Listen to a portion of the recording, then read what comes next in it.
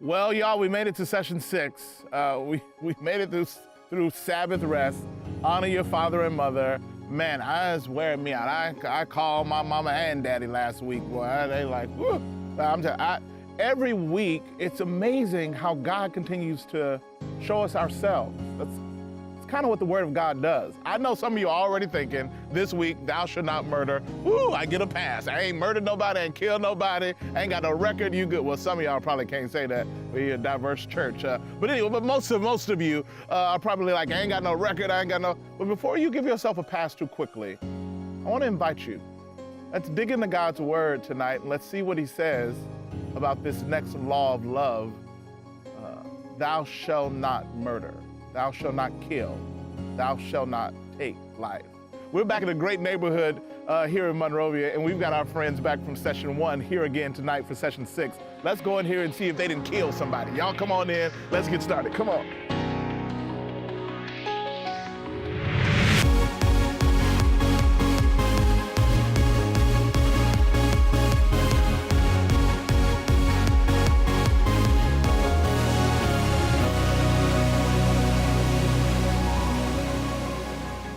Hey, welcome to session 6. Thou shalt not murder. Yes, let's go.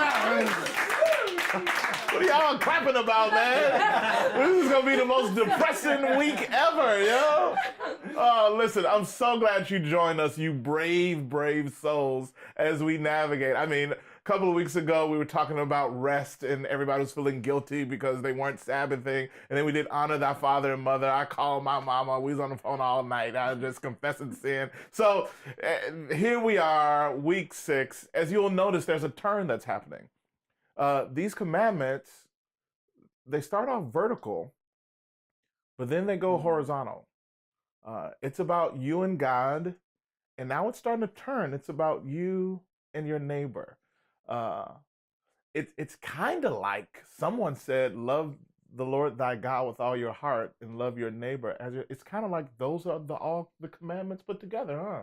Who knew? Like it could be a God behind all of this.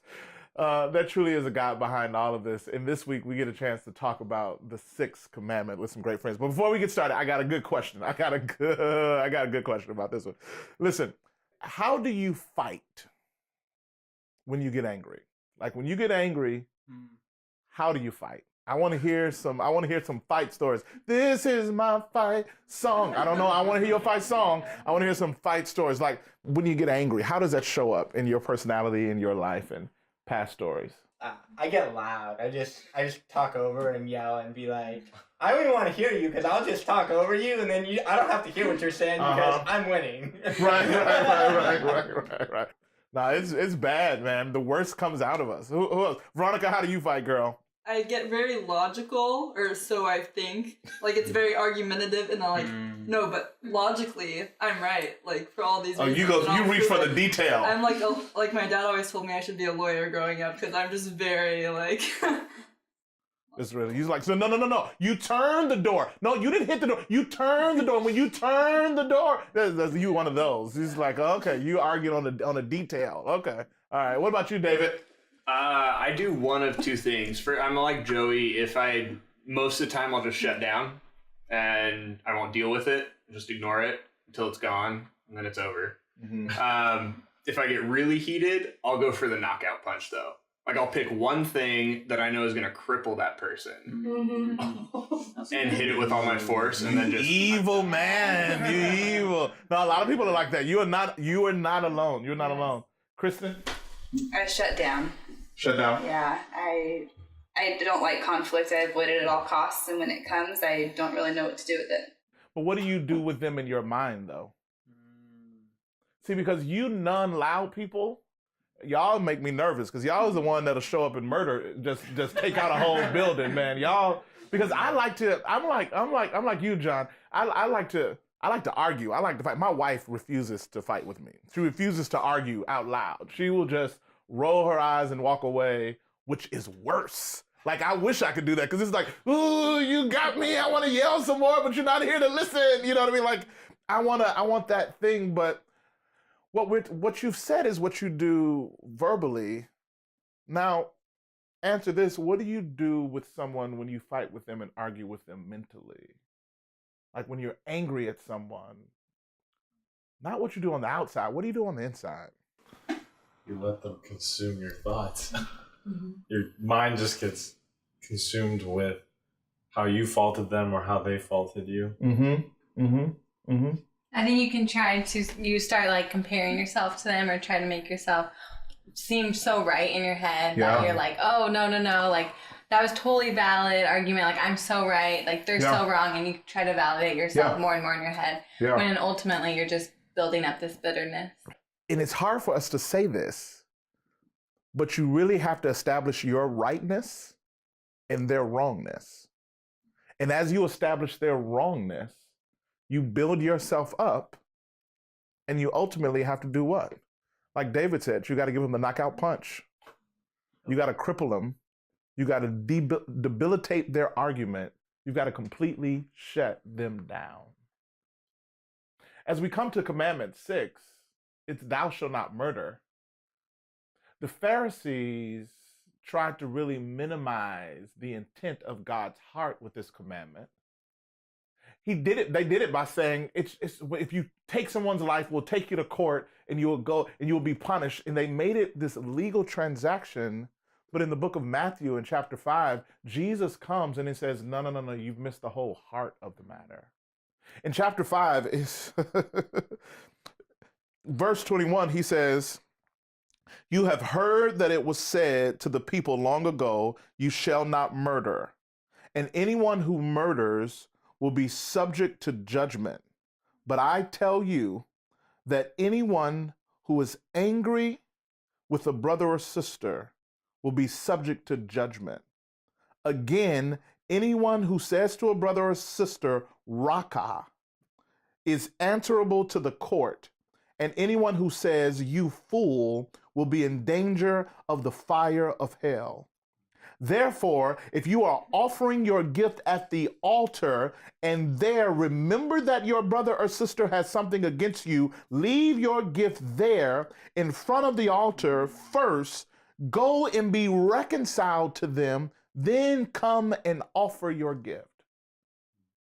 He says, you're trying to make murder just about taking someone's life. You're trying to make murder just about a rage and stabbing someone or choking somebody out. Not that I know anything about choking somebody out. But he says, you're trying to do that, but you don't realize the idea of murder is taking life from someone.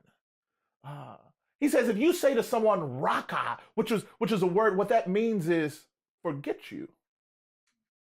You are meaningless. You don't matter. You are, it literally translates you empty-headed idiot. When you Raka someone, when you tell them your existence, your presence, your point, your perspective, your thoughts don't matter. When you roll your eyes and look away and have a contempt of someone, it's like, I am better, I am right, you are nothing to me, forget you. When you walk away, you murder. I told you, the 10 Commandments, they're taking a turn. It's been all about you and God. Now it's all about you and your neighbor. And he's saying, your neighbor was made in my image. And you don't get to disregard the essence, the person, the value of your neighbor. You don't get to take life from them. You don't get to live as though they don't matter.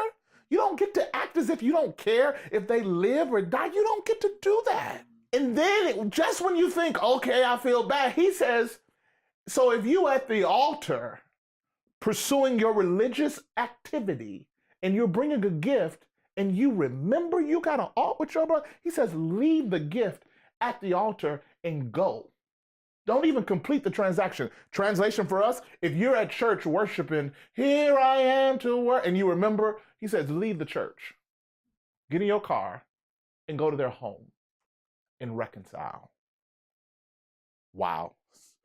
I don't know, we want to implement that because church may be empty Sunday. Yeah. But what he's saying is this is serious.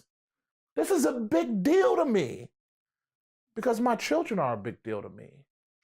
Murder is way more than just stabbing someone or taking. He says, if you Raka someone, you stand with the same judgment as a Jeffrey Dahmer. You stand in the same judgment. You got the same problem. You're taking life from people. Anybody ever been rocked? Y'all know what I'm talking about? Treated as if you don't matter. Voice shut down. Think about a time when you were rocked, when someone rocked you. And I want to hear someone. I want you to share about that time when you just felt that. You felt rocked. You felt as if someone felt that you didn't matter. Your perspective didn't matter. I always think about the workplace, and I think being in, I grew up in Christian schools my whole life, but then going to like the workplace and being put out with like coworkers in the break room, and I feel like, especially right now with all the political things going on, and when people like will like dismiss Christianity so much, and they know I'm a Christian, but I do feel like sometimes I feel so outnumbered, and they just totally dismiss like what I have to say, or they don't give me the time of day. Yeah. And I think that can be really challenging. Yeah. When you're dismissed, y'all just throw out some emotions and throw out some feelings. What does it feel like when you are rocked, when you are dismissed and not seen and not heard? Inadequate. Inadequate? Unworthy. Unworthy, same thing. Yeah. Embarrassed, yeah. It's good. Like Lonely by yourself, yeah. Worthless. Yeah. Dead? You feel dead. Murdered. You feel like life has left you. That's the commandment, y'all. God says, don't make someone feel like they're dead. He says, if we're going to be in this relationship together, and if you're going to love me, if you're going to love me well, you've got to love my children. It's not just about this vertical relationship with God and loving God. You've got to love your neighbor. That's why the Pharisee says, well, who is my neighbor then? And he grabs the biggest enemy to them. He tells the story of the Good Samaritan. Because murder is not just taking someone's life, it's also just ignoring, passing by, not engaging. Thou shalt not murder. So this is getting pretty depressing. So let's see if I can turn it a little bit. Anybody have any stories of what he talks about when he says, "Go and be reconciled"? Come on, somebody save us from this dark time of murder. Anybody got some? My dad passed away when I was 15. And it was because he was a victim of a shooting robbery. And a couple of years ago, I felt that God was telling me, you got to reach out to him. Reach out to the guy who shot your dad. I wrote the letter, and so you wrote a letter to the guy that shot your dad. Jeff, what did you say? I told him that I loved him. Like, that's what I wrote. I can pull up the letter. Told him I loved him, that I don't wish my life to be any different because of how God has blessed me. And I got a response back. He said, "Thank you so much for your family's bravery and forgiveness, that which is not given to people like me." And it's still a work in progress, but it's definitely something that's being reconciled through God, and I hope to respond back to him soon. Wow. I can't begin to imagine what it must have felt like for him to get a letter from the victim's son, and for him to open up that letter and hear your words say, "I love you." Jeff, you know what that brought him? That brought a murderer life. You gave him life. And that's what God is saying, my children need to bring life. And sitting there in that prison, in that jail cell, you gave him life. That's what the love of the Father is. It's life.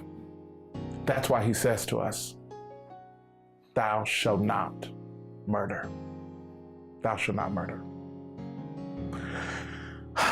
We'll keep the conversation going here.